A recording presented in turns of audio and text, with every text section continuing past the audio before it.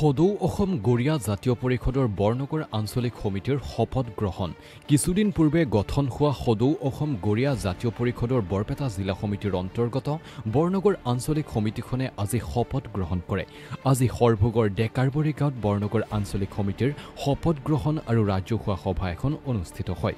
সভাপতি হিচাপে ২ নং মেডাৰ কিসমত মাইদুৰ হুছেইন, কাৰ্যকৰী সভাপতি হিচাপে টেঙাগাঁৱৰ আতিফুল আলী, সাধাৰণ সম্পাদক হিচাপে নাছিৰ উদ্দিন আহমেদে আজি আনুষ্ঠানিকভাৱে শপত গ্ৰহণ কৰে।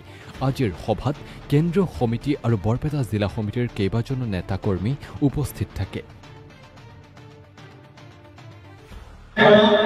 অসম গৰিয়া জাতীয় পৰিষদৰ বৰপেটা জিলাৰ অন্তৰ্গত বৰনগৰ আঞ্চলিক সমিতিখন আজি গঠন কৰা হ'ল। আমাৰ ইয়াতে বৰনগৰ আঞ্চলিক সমিতি গঠনৰ আপোনালোকে গম পাইছে যে বৰনগৰ আঞ্চলিক সমিতি গঠন কৰাৰ লগতে আজি শপত গ্ৰহণ অনুষ্ঠানৰ লগতে এখন ৰাজহুৱা সভা ৰখা হৈছে।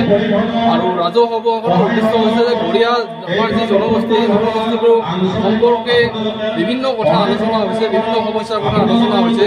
আৰু লগতে এই আঞ্চলিক সমিতিখন গঠন কৰা হৈছে এইকাৰণে যে আমাৰ গৰিয়াসকল অসমৰ খিলঞ্জীয়া হৈও তাৰমানে বিভিন্ন ধৰণে শোষিত নিষ্পেষিত হৈছে, বিভিন্ন সমস্যাৰ সন্মুখীন হৈ আছে। এই সমস্যাসমূহৰ লগত যুঁজ দিবলৈ হ'লে আমি একত্ৰিত হ'ব লাগিব সকলো গৰিয়া। গতিকে আমাৰ গৰিয়া জাতীয় পৰিষদৰ উদ্দেশ্য হৈছে অসমৰ গাঁৱে ভূঞে চহৰে নগৰে থকা সমস্ত গৰিয়াক একত্ৰিতকৰণ কৰি আমাৰ সমস্যাসমূহ চৰকাৰৰ ওচৰত আমাৰ ন্যায্য প্ৰাৰ্থীৰ কাৰণে আমি এই যুঁজখন অধিক শক্তিশালী কৰি লৈ আগুৱাই লৈ যাব লাগিব। হয়, যিখন চৰকাৰ নেকি খিলঞ্জীয়াৰ চৰকাৰ বুলি কৈ শাসনলৈ আহিছিল, আৰু এই ক্ষেত্ৰত আমি দেখিছোঁ গৰিয়াসকল কিছু ক্ষেত্ৰত আমি বঞ্চিত হৈছোঁ। আৰু ঠিক তেনেকৈ বিভিন্ন সমস্যাৰ লগতে আমি এই উচ্ছেদক লৈও কিছু ক্ষেত্ৰত আমাৰ যেনেকৈ আপোনালোকে গম পাইছে যে গৰিয়াম ঘাটত হওক বা আমাৰ লখিমপুৰত বিশেষকৈ মাত্ৰ কেইঘৰমান গৰিয়া উচ্ছেদিত হৈছিল। আৰু আমি ইতিমধ্যে অসম চৰকাৰলৈ জনাইছোঁ, হেমন্ত বিশ্ব শৰ্মা ডাঙৰীয়া আমাৰ মুখ্যমন্ত্ৰী, তেখেতক আমি মেছেজ যোগে আমি জনোৱা হৈছে, তেখেতক মেছেজটো জনোৱা হৈছে যে আমাৰ গৰিয়া জনগোষ্ঠীৰ কেইঘৰমান উচ্ছেদিত হৈছে।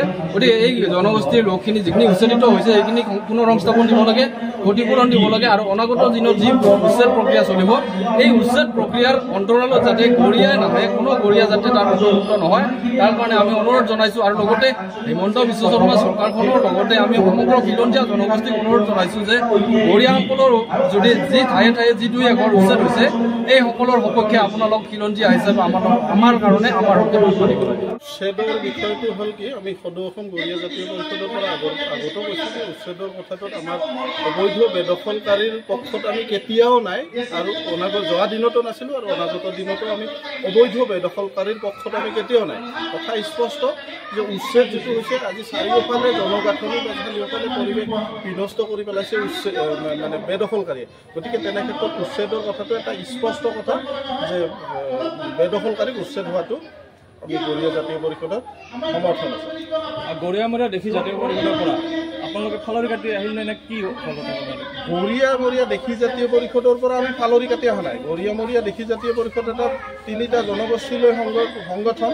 চাওক, এটা কথা স্পষ্ট যে প্ৰতিটো জনগোষ্ঠীৰ অসমত প্ৰতিটো জনগোষ্ঠীৰ এটা নিজস্ব স্বকীয়তা আছে, নিজৰ সংস্কৃতি আছে, নিজৰ ইতিহাস আছে। গতিকে প্ৰতিটো জনগোষ্ঠীৰ চেপ্টাৰ বেলেগ বেলেগ। যেনেকৈ নাথ বা কলিতা বা যদিও ধৰ্মাৱলম্বী একে, কিন্তু ধৰ্ম একে হ'লেও কিন্তু নাথ আৰু কলিতা একে নহয়। তেওঁলোকৰ নিজা নিজা সংগঠন আছে বা নিজা নিজা সংস্কৃতি আছে বা নিজা নিজা হিষ্টৰিকেল বেকগ্ৰাউণ্ড আছে। গতিকে তেনে ক্ষেত্ৰত গৰিয়ামৰীয়া দেখি জাতীয় পৰিষদৰ কথা ইয়াত নাহে। গৰিয়াসকলৰ ন্যায্যপ্ৰাপ্তি সংগ্ৰামখন আমি আৰু অধিক মজবুত কৰাৰ ক্ষেত্ৰত গৰিয়া জাতীয় পৰিষদৰ জন্ম হৈছিল। আৰু এইটো আজিৰ কথা নহয় যে গৰিয়া জাতীয় পৰিষদ গৰিয়াসকলৰ উদ্দেশ্য লৈ জন্ম হৈছিল।